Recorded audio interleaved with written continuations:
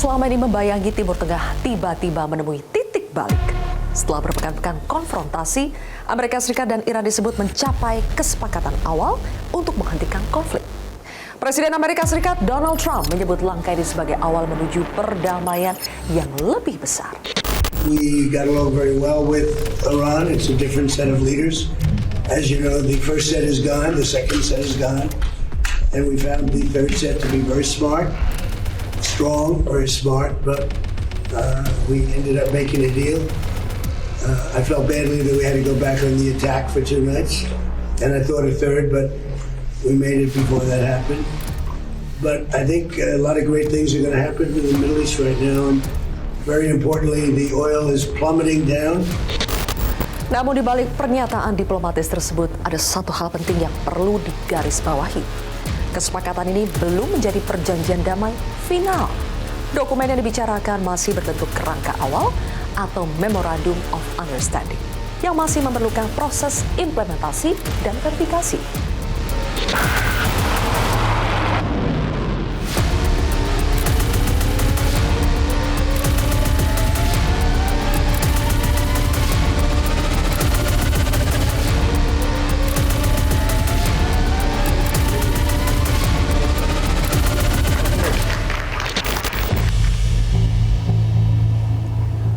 Lalu apa saja isi dari kerangka kesepakatan yang disebut sebagai terobosan diplomasi ini? Salah satu poin utama adalah perpanjangan gencatan senjata. Masa transisi sekitar 60 hari disebut akan menjadi waktu untuk membangun kepercayaan sekaligus membuka ruang bagi negosiasi lanjutan. Dalam periode ini, kedua pihak diharapkan menahan aksi militer dan menjaga agar konflik tidak kembali meluas.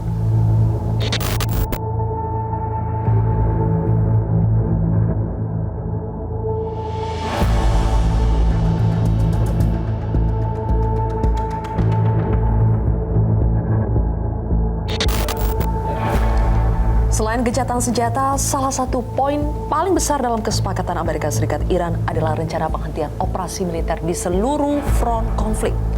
Iran menyatakan telah memfinalisasi kesepakatan dengan Amerika Serikat yang menjadi dasar untuk menghentikan perang.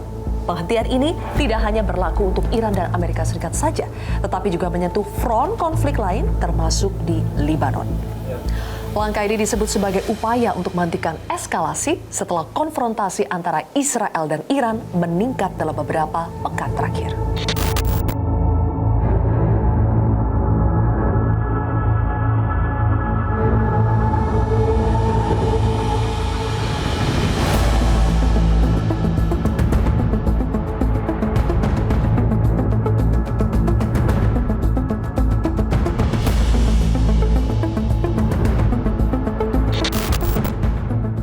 Sebagai bagian dari kompromi, Selat Hormuz, jalur strategis perdagangan energi dunia disebut akan kembali dibuka untuk aktivitas pelayaran.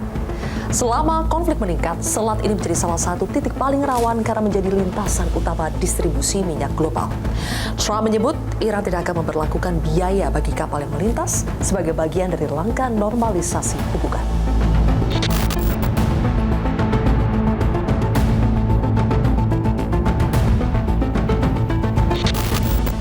Selain menghentikan konflik militer, salah satu bagian penting dalam kesepakatan Amerika Serikat Iran adalah masa depan tekanan ekonomi terhadap Teheran. Selama bertahun-tahun, Iran menghadapi sanksi berat dari Amerika Serikat dan negara-negara barat. Sanksi ini membatasi akses Iran terhadap sistem keuangan internasional, menghambat ekspor minyak, serta menekan sektor ekonomi strategis yang menjadi sumber pendapatan negara.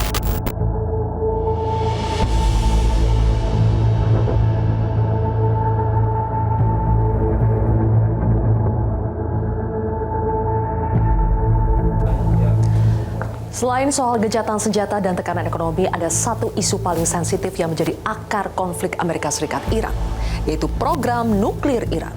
Selama dekade terakhir, program nuklir Teheran menjadi sumber ketegangan antara Iran dan negara-negara barat. Amerika Serikat menilai kemajuan teknologi nuklir Iran dapat meningkatkan risiko pengembangan senjata nuklir. Sedangkan Teheran berulang kali menegaskan program nuklirnya digunakan untuk kepentingan sipil seperti energi dan kebutuhan ilmiah. Dalam kerangka kesepakatan ini disebut ada komitmen untuk membatasi perluasan program nuklir Iran, termasuk pembatasan pengayaan uranium.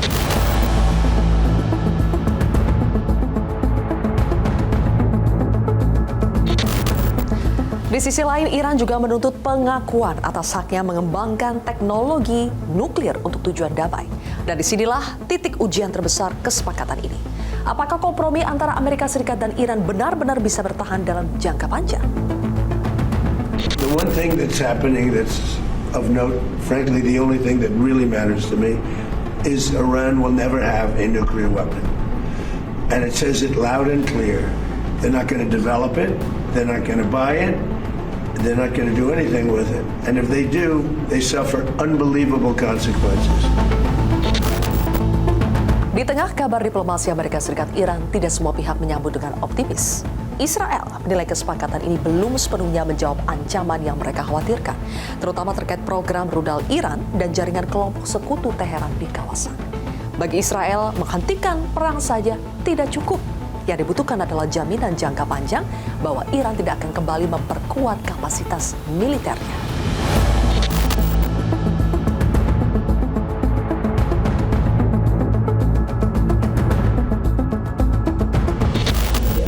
Isu lain yang muncul dalam proses negosiasi adalah kemungkinan pencairan aset Iran yang selama ini dibekukan.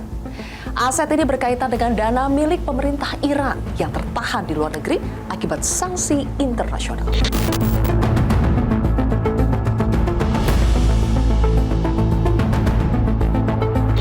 Sejak bertahun-tahun, Washington memberlakukan pembatasan ekonomi terhadap Iran, termasuk membatasi akses terhadap sistem keuangan global. Jika kesepakatan berjalan, pelonggaran sanksi dan akses ekonomi akan menjadi salah satu poin paling penting bagi Teheran.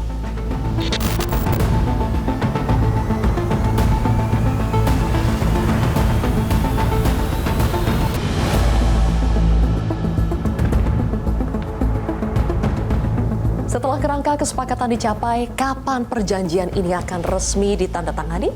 Berdasarkan pernyataan Presiden Amerika Serikat Donald Trump serta Perdana Menteri Pakistan Shehbaz Sharif yang disebut berperan sebagai mediator, penandatanganan nota kesepahaman atau MOU dirancang akan dilakukan di Swiss pada Jumat 19 Juli.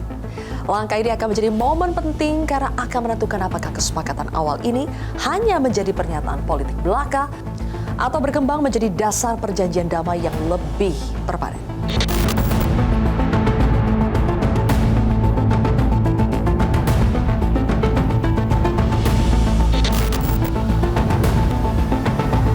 Sejak 28 Februari saat perang Amerika Serikat-Iran pecah, konflik ini telah memasuki lebih dari 100 hari konfrontasi. Kini diplomasi menjadi jalan untuk menghentikan pertempuran yang telah mengguncang Timur Tengah. Kesepakatan ini menjadi ujian apakah dua musuh lama benar-benar siap meninggalkan konfrontasi. Karena perang bisa dihentikan dengan tanda tangan di meja diplomasi, tapi perdamaian hanya akan bertahan jika setiap pihak menjalankan komitmen yang sudah disepakati. Inilah kontroversi selengkapnya. Akhir perang 110 hari AS Iran bersama saya Zilvia Iskandar.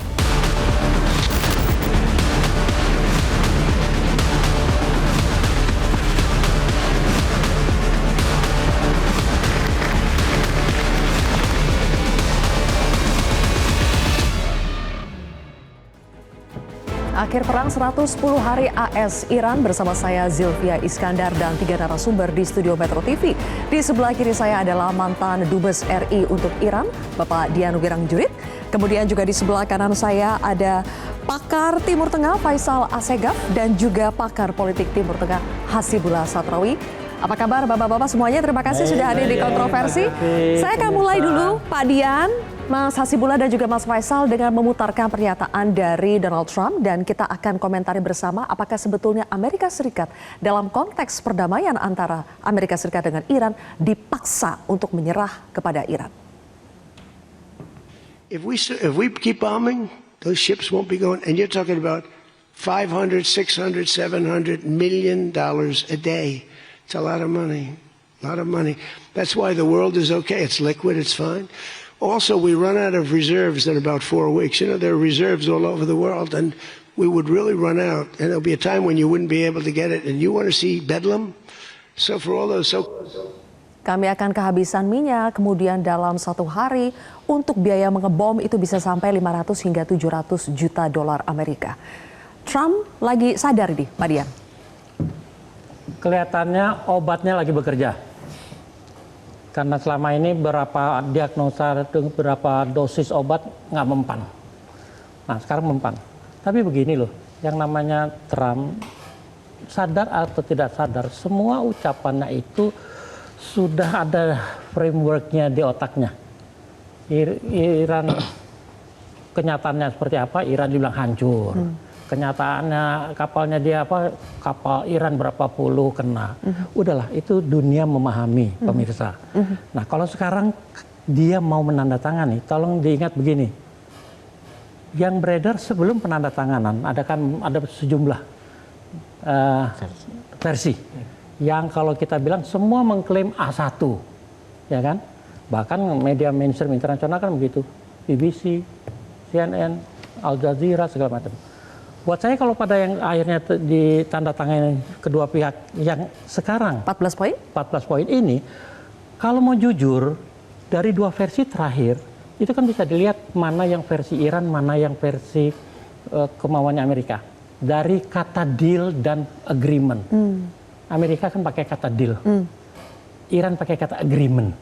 Itu saja sudah nuansa menunjukkan apa yang agreement adalah kesepakatan. Ya. Dua belah pihak. Dua belah pihak. Deal itu masih lebih loose gitu loh.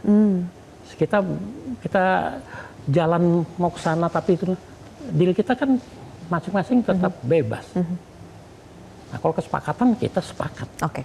Artinya apa? Dia bisa bermain dari kata-kata. Dan dalam dunia perjanjian internasional, perumusan sebuah teks perjanjian sepenting teks penyelesaian perang itu sangat tidak mudah.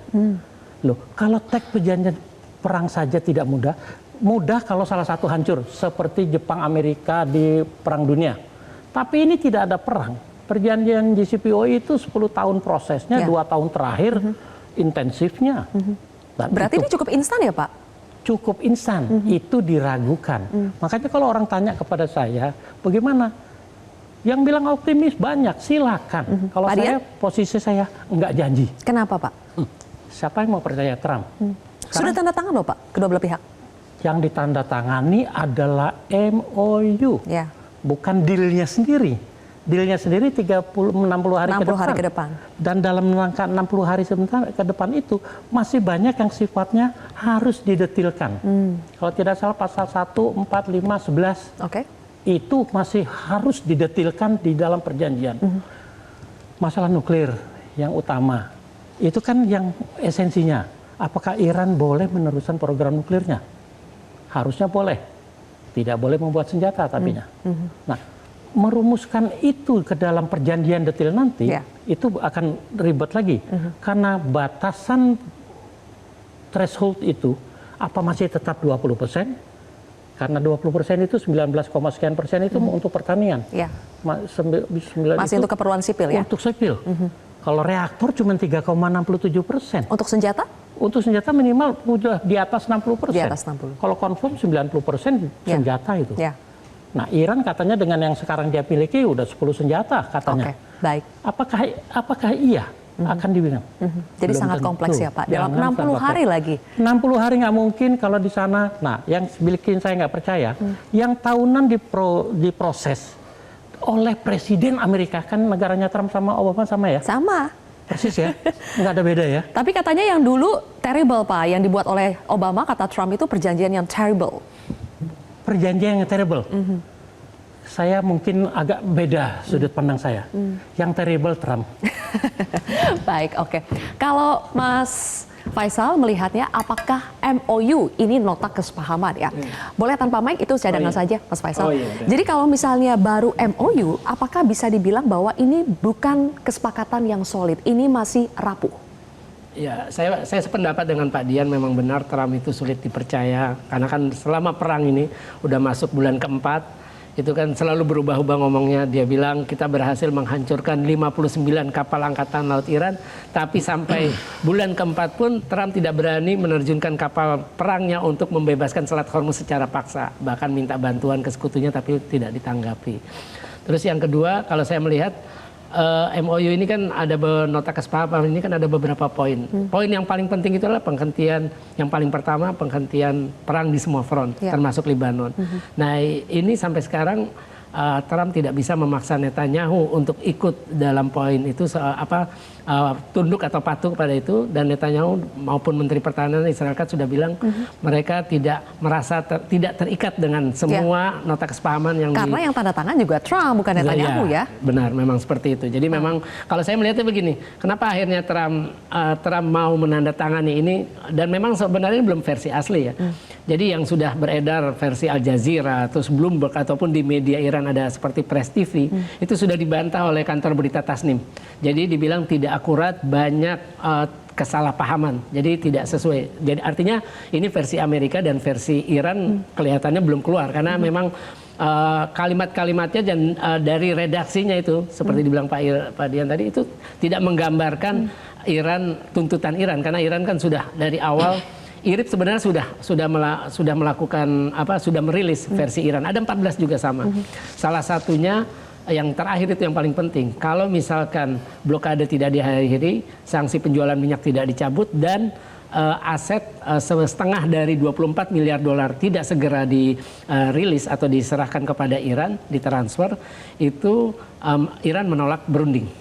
Nah, jadi penandatanganan ada prasyarat lagi sebelum berunding 60 hari memang itu ya. benar. Nah, itu menunjukkan ya itulah Iran yang sebenarnya, bukan versi yang sekarang sudah beredar. Harusnya kan kalau ditandatangani 2 MOU sama dong redaksionalnya harusnya. Mungkin satunya Iran, satunya bahasa Inggris gitu ya, tapi harusnya kan sama poinnya. Nah itu makanya kita belum lihat versi resmi dari masing-masing. Ini kan baru yang diungkap oleh media, dan itu pun sudah dibantah oleh media Iran. Yang jelas sih kenapa akhirnya Trump sampai pada nota kesepahaman itu menunjukkan ya Trump simbol bahwa Trump sudah menyerah terhadap Iran. Jadi dipaksa menyerah ya? Iya, memang. Karena seperti omongan dia, kalau kita perang lagi kita harus keluar 700 juta. Padahal menurut Iran War Cost Tracker itu 1 miliar lebih per hari untuk operasional perang. Makanya baru kali ini sepertinya Trump mengakui kelemahannya. Itu ada apa ya kalau Mas Faisal baca? Ya tentu saja melihat situasi dalam negeri politiknya kan, karena kan tingkat kepuasan masyarakat sudah di bawah 30%, terus juga sudah banyak demonstrasi, harga BBM berpengaruh, itu kan semua mempengaruhi popularitas Trump, dan juga kesempatan Republik nanti dalam pemilihan setelah melawan Demokrat akan semakin berkurang. 5 bulan lagi ya? Yeah. Oke. Mas Hasibulan, nanti kita akan mendalami poin-poin yang krusial dalam 14 poin yang sudah tersebar perjanjian antara Amerika Serikat dengan Iran. Tapi kami harus jeda terlebih dahulu, pemirsa tetaplah di Kontroversi.